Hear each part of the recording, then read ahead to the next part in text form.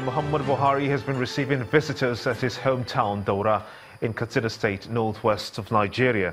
Among those who paid the Salah homage to the President today are the Katsina State Governor Aminu Mazari and the Emir of Daura, Alhaji Umar Farooq Umar. The President has also received felicitations from the President of Turkey, Recep Tayyip Erdogan, who congratulated him on his recovery after a medical vacation in London. A statement by the presidency explains that both leaders also exchanged Eid greetings on the phone and wished each other good health and success. The leaders also discussed at length the forthcoming 9th summit of the D8, the Organization for Economic Cooperation, at the end of October in Istanbul. President Erdogan extended an invitation to President Muhammad Buhari for his participation at the summit. Shortly after a closed-door meeting at his residence in Daura town, Governor Aminu Bello Mazari said that the President Muhammad Buhari made it known that Nigerians belong to all citizens. According to the governor, the President appreciates all Nigerians for their prayers for him and the country as a whole. Well, first of all, he appreciated and thanked them for the praise, and also advised them to continue law-abiding, to continue praying for the nation, and that every Nigerian has a right to stay anywhere in this part of the country. And the message from the people of Katsina is continuous praise for the President. They appreciate him, and they are more than happy that he's back on his feet and so already started work. And they are more than glad that by coming home to Katsina State has demonstrated that all is well with the President and the nation. With the celebration of the Eid al-Kabir in Katsina State comes the Durbar, a parade of indigenes attired in colorful outfits on horses. There was also music.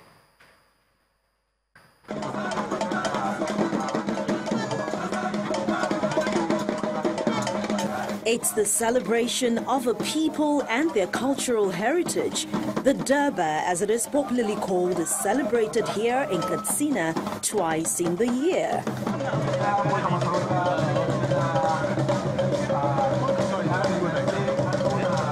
This particular Durbar is being celebrated to mark the Muslim festival Eid al-Kabir, and it kicks off from the Emir of Katsina's palace.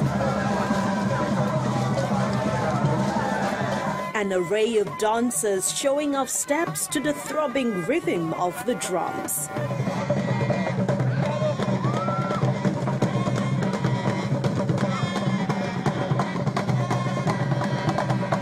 The richly attired Emir and his district heads. There are also warriors showing off their skills.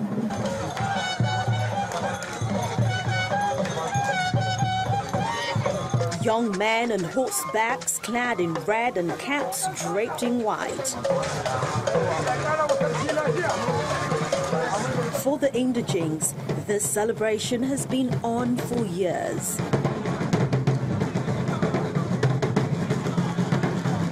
Well, it has been on for 20, 30, 40, 50 years. Late Deco, Emir of Katsina Deco, came to respect the governor. Seated high on camels are these royal drummers.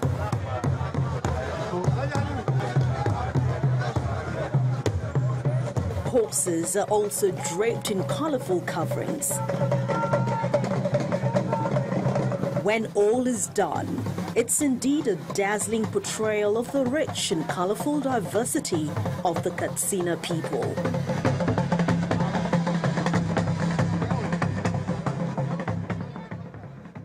As Nigerians continue to observe the Muslim festival of Eid al-Kabir, many are taking the advantage of the holiday to enjoy the company of family and friends. Channels Television visited major fun spots here in Lagos.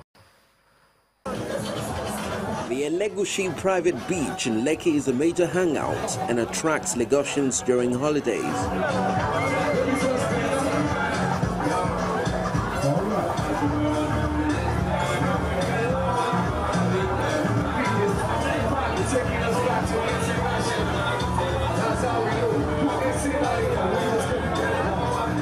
beach comes alive again as fun seekers and visitors engage in various activities to keep the euphoria of Eid al-Kabir celebration alive.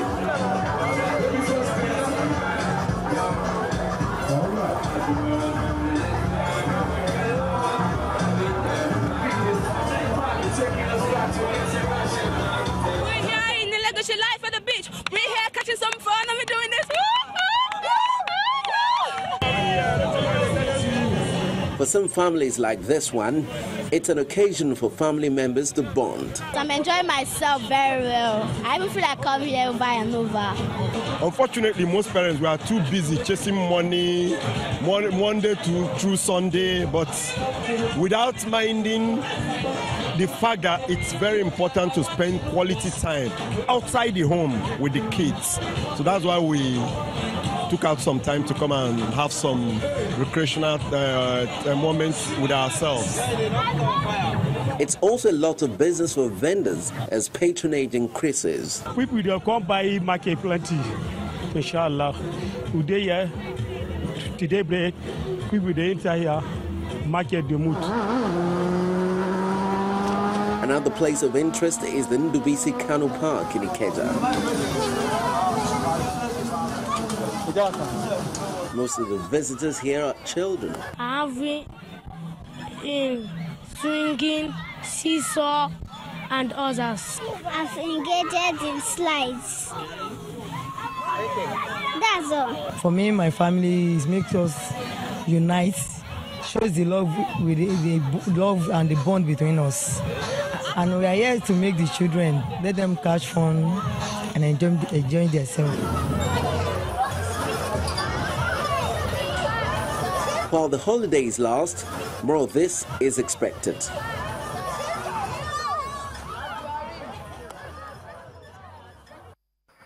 All right, from the Durbar up north to the fun spots in the south. Let's now move on to business stories with Anwar Odo.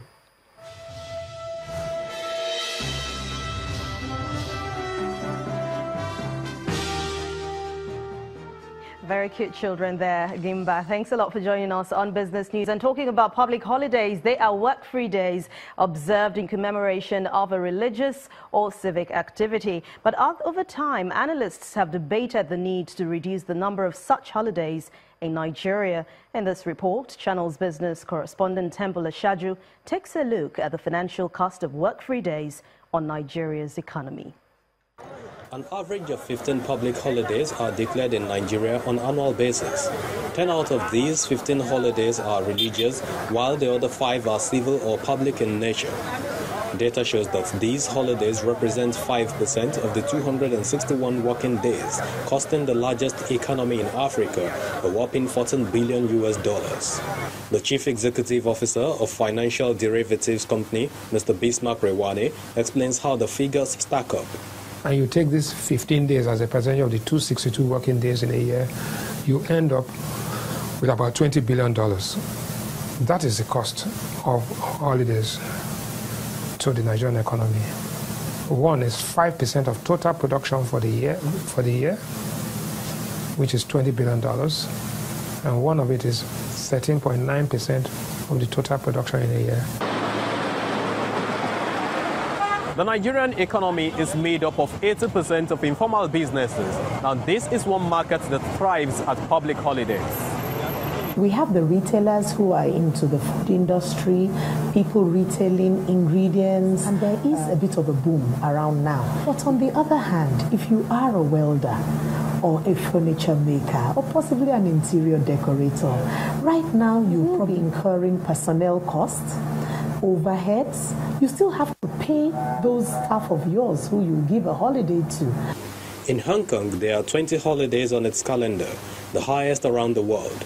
On the other hand, Israel, Switzerland, Turkey, and the United Kingdom observe the least 8 statutory holidays.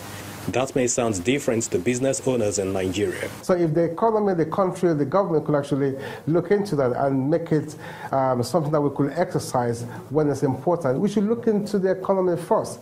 We are going through a severe economic recovery at the moment. Yes, it is true that the number of public holidays are quite excessive, 15. But even the days they're working, what kind of productivity do we get? Despite an unemployment rate of 14%, Nigeria has labor productivity rate of 10.8%. Now, with or without public holidays, this remains an area of priority for the country. After all, public holidays are rare opportunities for rest. Temple Ashaju, reporting for Channels Television News. Research shows that Nigeria's debt portfolio remains vulnerable to persistent shocks in revenue, indicating a potential challenge in debt sustainability. Addressing this problem on our weekend program, Capital Market, the head of research at FSDH Merchant Bank, Ayodele Akinwumi, said government must diversify its revenue base. It's not going to be immediate. As a matter of fact, if they do that, they have room up to 3.4 trillion to refinance to longer tenor. However, there are two ways that to reduce, to go back to that threshold of 28%. If you increase your revenue, all of us know what has happened to Nigeria, the challenges that we have faced in terms of our revenue in the last 2 years on account of decline in oil production and oil price. So if, with the effort of the federal government to diversify the revenue base of the country, to grow taxes, to block leakages, that is one ongoing, build infrastructure to enable people raise more money. Number two, then if you reduce the interest payment also, what you are still going to have is that ratio will decline, but I don't think we're going to have that 28% within the next 1 year.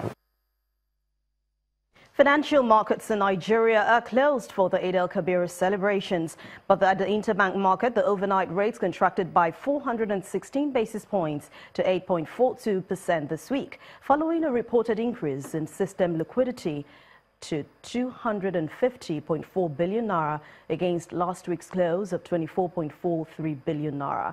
The improved liquidity was driven by sizable inflow from maturing OMO bills valued at 101.2 billion naira. In the coming week, 135.4 billion naira worth of OMO bills will be maturing, and dealers are expecting continued OMO auction in addition with forex sales by the Apex Bank. Thanks a lot for watching Business News tonight. I'm Anne Nwawodo. Continue to enjoy the rest of the holidays. It's back to you, Gimba.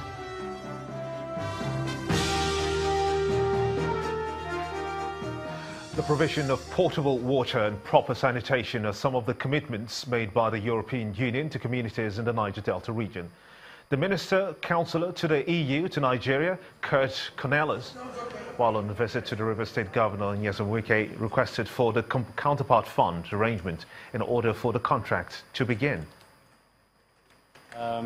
I came to the Niger Delta to witness how far we are with the progress of the Niger Delta support program that the EU has, and then in particular the component 3, which is water and sanitation. So we are at a very crucial phase now of this program, because we are about to sign the works contracts. In each of the 5 states we have 2 LGAs in which we will conduct works to bring water to the communities. The point is that the final date for submission of the tenders is next Tuesday. So then the evaluation will be done and the contract has to be signed. We have to do that, it's legally bound, before the 26th of October. So that means that before we sign the contract, all funding has to be in place. Still ahead on the news at 10, triple world champion Lewis Hamilton breaks all-time record in Formula One with 69th career pole position. That's the sports news. Stay with us.